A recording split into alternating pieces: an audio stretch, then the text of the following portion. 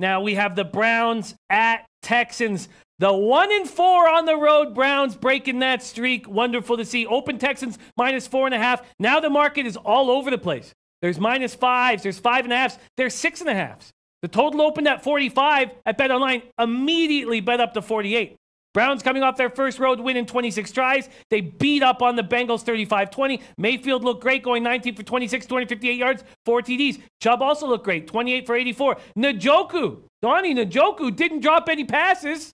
Looked dangerous. Yes. 5 for 63 yards, 1 TD. Antonio Callaway, 4 for 62 yards. Greg Williams did a nice job off the bye. The Texans are on a short week after winning the Monday Nighter 34-17. They need to keep winning if they want the division crown. 2 games up on the Colts and face them at home in 2 weeks. Watson, 19 for 24, 210 yards, 2 TDs, 0 picks, and ran 9 times for 70 yards. The running game was on point. Lamar Miller, 12 for 162. My boy Alfred Blue, 13 for 49. Hopkins caught 5 for 74. Demaryius Thomas was dangerous in the red zone. The defense dialed up 6 sacks.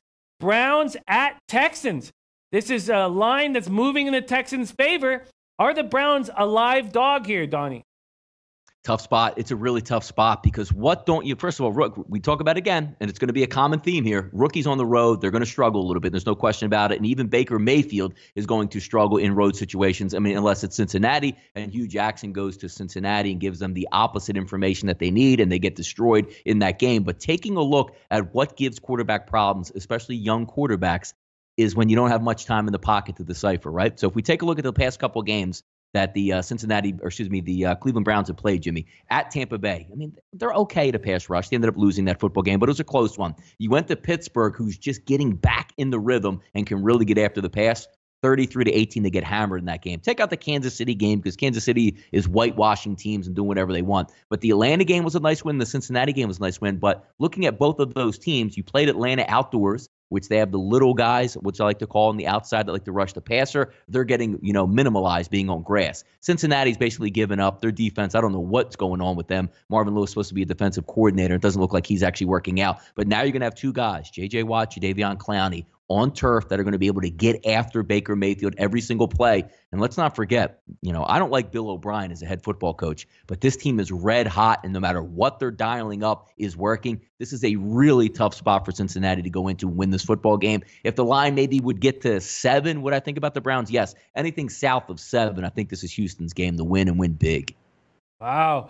Tomar saying Cleveland went all in against Cincinnati. My man Big Joe Capper liking the over in this game. DT Doug says Cleveland will not win another game this year.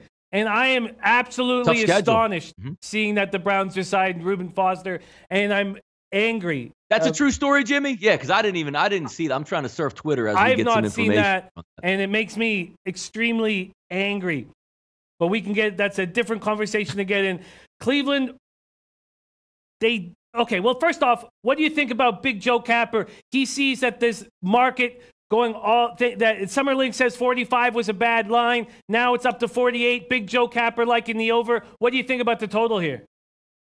It's a tough one. I mean, I think it's right about doable because we've talked a lot, Jimmy, and Cleveland, to me, again, despite the last game that they just played, they're not really an over team to me because now that I think they got in their groove, they're getting a little bit more balance. You get rid of, Todd Haley, you get rid of Hugh Jackson. You say, you know what? We have some really good running backs, and we're going to run the football at you at this point. That's the best way to protect a quarterback, especially a young quarterback on the road.